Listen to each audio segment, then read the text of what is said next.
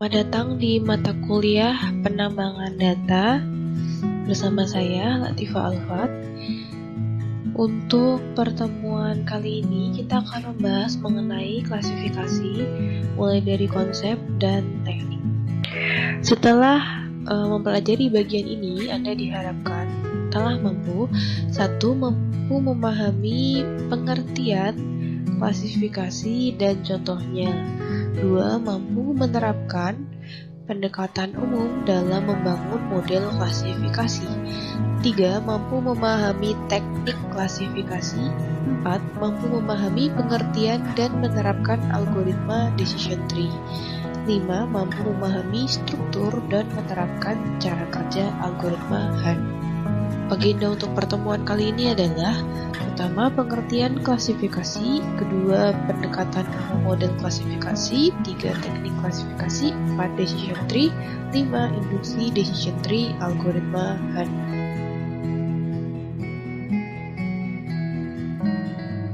Masuk ke materi decision tree. Dalam decision tree di sini contohnya adalah ketika ada data, ya di sini data training atau data pelatihan.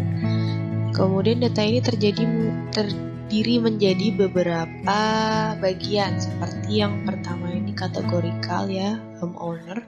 Kemudian marital status ini juga kategorikal. Sedangkan annual income ini termasuk data kontinu.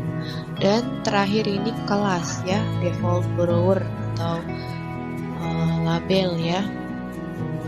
Nah, di sini hasilnya adalah decision tree, ya, modelnya, ya. Mendapatkan model dari decision tree. Nah, pertama yaitu homeowner. Apakah seseorang itu merupakan pemilik rumah? Ada pilihannya ya atau tidak. Nah, ketika memilih ya, hasilnya no, ya, berarti tidak termasuk ini, ya, default borrower. Tapi ketika dia hasilnya no, dia dicek lagi. MAR-ST di sini yang dimaksud adalah marital status atau status pernikahan. Apakah dia single atau divorce, ataukah dia married? Kalau dia married, dia no, ya, keputusannya. Kalau dia single atau divorce, dicek lagi income-nya atau pemasukannya. Apakah kurang dari 80.000? Ya, kalau kurang 80.000, keputusannya no. Kalau income-nya lebih dari 80.000, keputusannya yes. Ya, berarti yang diperbolehkan di sini, ya, untuk meminjam itu yang tidak memiliki rumah dan kemungkinan single atau berpisah atau bercerai, ya, dengan pemasukan lebih dari 80.000. Nah, decision tree ini dimulai dari akarnya tree, ya, akarnya itu di sini, ya, di homeowner. Baru masuk ke yang lain-lain. Di sini contohnya data, ya, homeowner no, marital status married, ya, annual income-nya 80k. Kira-kira apa nih hasilnya? Nah, ini cek dulu di homeowner-nya, ya. Oh, dia termasuk no, berarti ke sini, ya, termasuk no, ya, berarti di sini dicek di marital statusnya. Pada kita cek, ya, marital status di sini sih datanya married, ya. Nah, ketika datanya married, nah, berarti ini keputusannya seperti apa? Oh, keputusannya setelah married ini no. Maka, ya, default borrower, ya, atau keputusan peminjamnya ini langsung masuk ke no, ya, tidak diberikan pinjaman.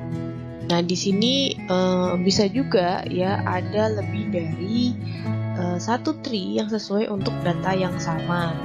Ya, ini data yang sama, ya, dimana marital status kategorikal, dimana homeowner termasuk kategori marital status juga kategorikal, annual income termasuk continue, dan juga default borrower termasuk kelas. Nah, untuk ini, ya, tree yang di sini yang pertama adalah marital status. Ya, apabila married di keputusannya no, apabila single atau divorce keputusannya dicek kembali. Apakah dia memiliki rumah? Ya, apabila jawabannya no ke sini, berarti dicek kembali pemasukannya. Tapi apabila dia memiliki rumah, ya jawab yes ya, keputusannya adalah no, tidak diberikan pinjaman. Nah, kembali ke keputusan mengenai penghasilan. Kalau penghasilannya lebih dari 80.000, keputusannya adalah yes, diberikan pinjaman. Apabila penghasilannya kurang dari 80.000, keputusannya adalah no, tidak diberikan pinjaman. Nah, dalam decision tree ini ada dua jenis ya data yang dipertimbangkan. Data training set di sini ya sudah ada kelasnya. Nah, di sini nantinya diinduksi ke learning model.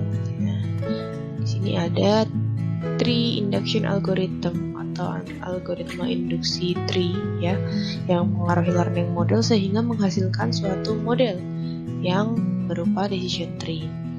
Model ini kemudian nantinya diaplikasikannya sehingga menjadi suatu deduksi yang bisa menentukan kelas dari data testing. Masuk ke induksi decision tree atau di sini algoritma Han yang dipilih. Nah, beberapa algoritma yang sebenarnya populer dalam decision tree itu yang pertama algoritma Han, itu yang paling awal, kemudian ada chart, ada ID tree dan juga C4.5, ada slick, ada juga sprint. Nah, induksi decision tree algoritma Han ini dimisalkan ada DT adalah himpunan rekor pelatihan yang mencapai not T. Nah, prosedurnya jika DT berisi record yang memiliki kelas YT yang sama, maka T adalah simpul daun atau simpul leaf yang diberi label sebagai YT. Jika DT berisi record yang memiliki lebih dari satu kelas, gunakan pengujian atribut untuk membagi data menjadi subset yang lebih kecil.